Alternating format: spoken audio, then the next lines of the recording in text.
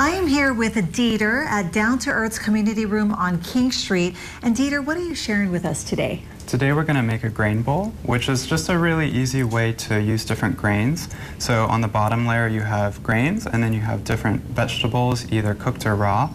And then you want to add some different elements like sweet, sour, maybe some pickles, cheese, maybe olive oil. So it's just a really simple way of adding a bunch of different things together on top of grains. Okay, it sounds easy, but is it? Yeah, it's actually a really easy way to use leftovers, especially if you have cold brown rice left over from the night before and you maybe have some sauteed greens or vegetables. It's just the way you add them up together. Okay. So here's an example. All right. You have some grains here. Tell us what you have. So here's brown rice and different mixed grain rice, which we carry downstairs in the hot bar. Okay. You can get anytime already cooked. And then these are rye berries, red quinoa, mung dal, which is actually a legume, and wild rice. So these are just different examples of what you could put on the bottom layer of the bowl. Okay, but you guys have, I mean, there are a lot of different types of grains out there, right? If you don't know how to cook grains, I'm speaking about myself, don't you guys have like a nice, something downstairs where people can learn how long to cook it and how much water to put in it? Yeah, so downstairs we have our bulk section, which has so many different types of grains and legumes and nuts and seeds. So a lot of people maybe encounter different grains they've never even heard of before and are not sure how to cook it. So we have flyers downstairs and also information on our website about the cooking time, how much water, what the proportions are for every different grain you can find in our store. Okay. And why, I mean, tell me about grains. Grains are good for you. Yeah, so there's tons of fiber in whole grains, so that's why we're trying to get people to eat more of them. They're very filling, much more so than refined grains.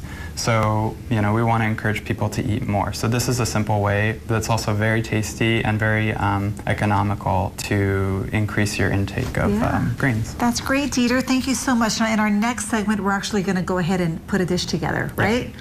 Okay, thank you. We are back here at Down to Earth's Community Room. We are with Dieter, and we're talking about grain bowls today, right? So in our last segment, we talked about what they are and what kind of things can go in them. Now we're going to get our hands dirty and actually make a bowl. Right.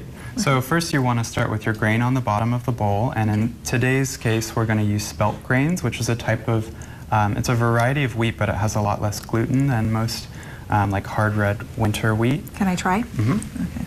Yeah, they're really chewy. I like the texture a lot. Very toothsome. Good. It tastes like rice, but it's healthier for you, right? Yeah, it's very high in fiber. Can you use this to make sushi? I've never tried, but I don't see why not. Because I love sushi, but too much of that white rice is, you know, according to my trainer, it's not good. So I'm thinking, oh, I wonder if we can make it using grains. Yeah. All right, so we just put this on the bottom? Okay. And what are we putting in our grain bowls, Dieter? So today, you know, you want to put maybe about like a cup of cooked grains in each bowl. And then you're going to put cooked vegetables or also raw vegetables. In this case, this is braised purple cabbage. It's just you brown butter, add a little bit of salt, and then throw in finely chopped purple cabbage just for maybe a minute so it retains the crunch but still cooked fully. Can I go ahead and just... I'm going to make... Great, yeah. Oh. Go ahead. My version. Okay, I want to try this. Good. Yeah, so then what you want to do is I'm maybe noticing add you're some putting type of, yours on the side. Oh, I think it just looks a little bit nice. Okay. Well, I want to make mine pretty too. Okay. So here we have a Ori Compote, which is basically just toasted nori sheets and broken up and then added to a small pot with about equal parts soy sauce, mirin, and dashi, which is just mushrooms and seaweed that's been soaking in water. Okay. And then you just simmer it until it thickens up. If I don't want to make my own of this one, do you guys sell this? We do not. But you sell the nori? Yes, so and we sell all of the different ingredients. Okay. And you know, you don't need to use Ori Compote. You could use, if you want something spicy, you could add like sriracha or something.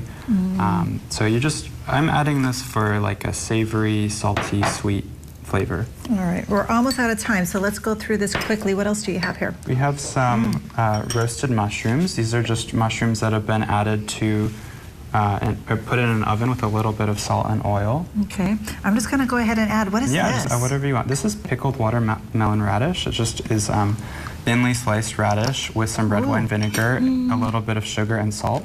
And they've been sitting in the refrigerator for maybe 2 days. I love that. And Yum. here's some toasted walnuts. Here's some toasted pumpkin seeds. All right, I'm going to add.